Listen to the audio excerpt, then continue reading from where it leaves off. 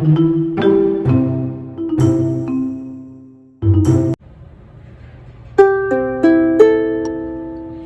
everyone, my name is Teacher Rosanne and I'm here to help you with the calendar right behind me. We need to count from 1 all the way to what number? The number hiding behind the yellow question mark.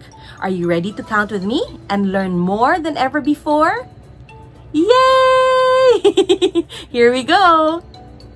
With my long brown wooden stick, it's time to count from number 1. Let's do this! 1, 2, 3, 4, 5, 6, 7, 8, 9, 10, 11, 12, 13, 14, 15, 16, 17, 18, 19, 20, and then comes what number? What is hiding behind the yellow question mark? And that is between the numbers 20 and this number, which is 22. Haha! It is 21! That's so right! You guys, you're getting to be so good at counting. And you know why? Because of practice. High five! 21 is the number that goes between the month of April and the year 2021. So parents ask me, why do I put an extra stroke over here to represent number 1? It's because I do not want the children to be confused with the letter I or the letter L. The letter I has a dot on top, the letter L is that one straight line. And I mean the lowercase l. And a 1 has this extra stroke. Alright? Raise a finger in the air. While I erase, you trace. Here we go. Number 2, which is on the left side, is now being erased. And you guys are tracing it. I'm sure you're following me. And here we go. Number 1, extra stroke going up before you go down. Success! Today's button color is yellow. Can you point to yellow? That's right. And what are these? Yes, these are buttons.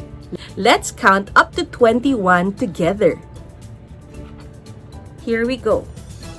1, 2, 3, 4, 5, 6, 7, 8, 9, 10, 11, 12, 13, 14, 15, 16, 17, 18, 19, 20, and the last one says 21.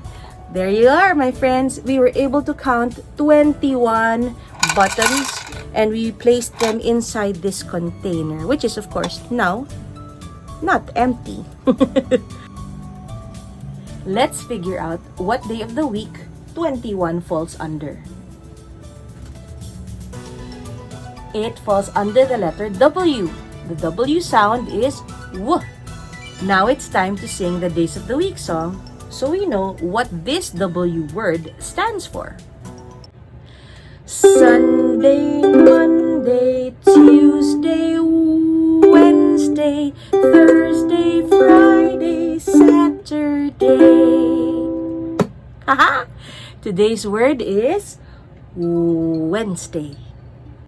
This card tells us what yesterday was, what today is, and what tomorrow will be.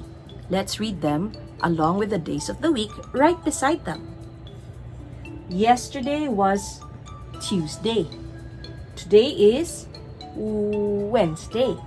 Tomorrow will be Thursday. Let's read what it says all the way up here.